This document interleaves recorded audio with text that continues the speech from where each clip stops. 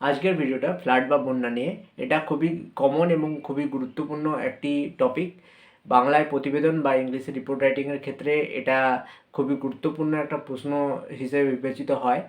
এটা ডেসক্রিপটিভের যে কোনো বইতে, যেখানে বাংলা এবং ইংলিশ দুটো ক্ষেত্রেই পাওয়া যাবে, সেখান থেকে এর মডেল উত্তর নিয়ে তাতে নিজেদের কিছু ইনপুট দিয়ে পুরো উত্তরটাকে সুন্দরভাবে তৈরি করতে হবে। এইটাতে আমরা প্রথমে দেখব যে নর্মাল রিপোর্ট বা নর্মাল প্রতিবেদন কিভাবে হচ্ছে, তারপরে কি কি পয়েন্ট ইনক্লুড করলে লেখাটা একটু সুন্দর আরও হবে বা কি অ্যাডভান্টেজ বেশি পাওয়া যাবে সেটা আমরা দেখব। প্রথমে আমরা দেখব যে নর্মাল রিপোর্টে কী কী থাকবে। নর্মাল রিপোর্ট বা প্রতিবেদনে থাকবে যে কিছু জেলায় বন্যা হয়েছে, তারপরে কিছুজন মারা গেছে, হাজার হাজার মানুষ ঘর ছাড়া, তাদেরকে সেফ জায়গায় রাখা হয়েছে প্রশাসনের তরফ থেকে। তারপরে এই মৃত্যুর সংখ্যাটা আরও বাড়তে পারে। তারপরে বৃষ্টির জন্য এবং ব্যারেজ থেকে জল ছাড়ার জন্য এই ঘটনাটা হয়েছে। গৃহপালিত পশু অনেক মারা গেছে, শস্যের অনেক ক্ষতি হয়েছে, অনেক জায়গায় বুক সমান বা কলা সমান জল এখনও পর্যন্ত জল জমার জন্য কলেরা এবং অন্যান্য রোগ প্রচুর পরিমাণে বৃদ্ধি পেয়েছে। তাছাড়া অন্যান্য যেমন মৃত্যু তো আছেই, যেমন সাপের কামড় একটা খুবই গুরুত্বপূর্ণ বিষয় হিসেবে দেখা দিচ্ছে। সেইখানে রেস্কিউ টিম হিসেবে আর্মি পার্সোনেল, ডিস্ট্রিক্ট এজেন্সি তারা কাজ করছে। শুকনো খাবার, ওষুধ, কাপড়, এই সমস্ত ত্রিপল, এই সমস্ত সরবরাহ করা হচ্ছে। আর স্টেট গভর্নমেন্ট থেকে রিলিফ ফান্ডের একটা অ্যানাউন্স করা হয়েছে। এটা হলো নর্মাল রিপোর্ট। এটা ইংলিশের ক্ষেত্রে যদি হয়, এরকম হতে পারে 9 or 10 districts of West Bengal have been reeling from a devastating flood, মানে আতঙ্কে আছে। Nearly 200 people were killed and thousands others war rendered homeless.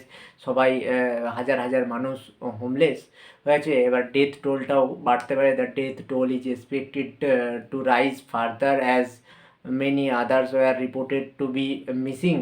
অনেকে পরিজনদের খুঁজে পাচ্ছে না, সেইখান থেকে মৃত্যুর হারটাও, মৃত্যুর সংখ্যাও বাড়তে পারে।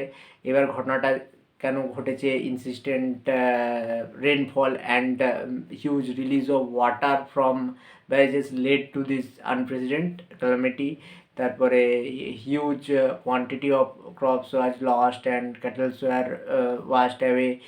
শস্যের অনেক ক্ষতি হয়েছে, অনেক গৃহপালিত পশু পাওয়া যাচ্ছে না, ভেসে গেছে, এই ধরনের সেন্টেন্স। তারপরে several areas of the flood hit districts are still under chest deep or waist deep water.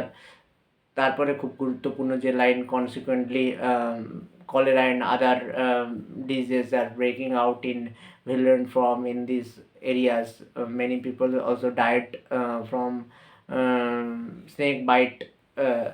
এইবারে আসবে রেস্কিউ অপারেশন, যেমন ডিস্ট্রিক্ট এজেন্সি আছে, তারপরে বিভিন্ন সেন্ট্রাল এজেন্সি যেমন আর্মি পার্সোনাল, বিএসএফ, এনডিআরএফ, তারাও কাজ করছে। Have been engaged in round the clock relief and rescue operations. Dry food in packets, cloths,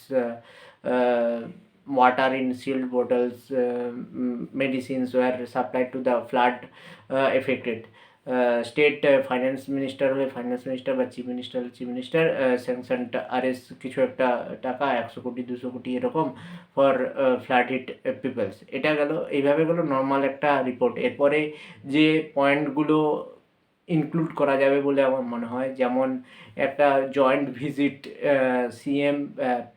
CM এবং চিফ সেক্রেটারি, এটা নিয়ে একটা লাইন যদি ঢোকানো যায় যে জয়েন্ট ভিজিট একটা হয়েছে, সেই ভিজিটটার পরেই লেখা গেল যে কিছু একটা অ্যামাউন্টের টাকা, 500 কোটি বা তার থেকে ওই ধরনের কোনো একটা টাকার অ্যামাউন্ট দিয়ে রিলিজ ফর ওয়েস্ট বেঙ্গল দিয়ে যে পিএম রিলিফ ফান্ড থেকে এটা দেওয়া হয়েছে ফ্লাড হিট পিপলদের জন্য বা রিলিফের জন্য।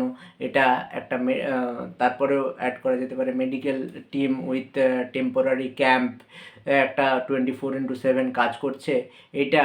আর রেস্কিউ অপারেশনের এইখানে আর একটা জিনিস যোগ করলে খুব ভালো হবে বলে মনে হয়, যেমন সিভিল ডিফেন্সদের ব্যাপারটা সম্বন্ধে যে আমাদের জানা আছে সেইটা লেখার মধ্যে বোঝাতে হবে।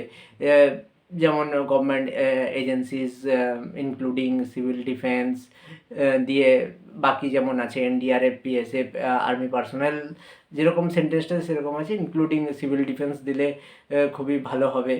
আর কিছু জিনিস যেরকম এটা হওয়ার পরে তারপরে আইএমডি থেকে কিছু বলা হলো, আইএমডি অফিসিয়ালস বললেন যে আগামী 2 দিন আরও বৃষ্টি হতে পারে।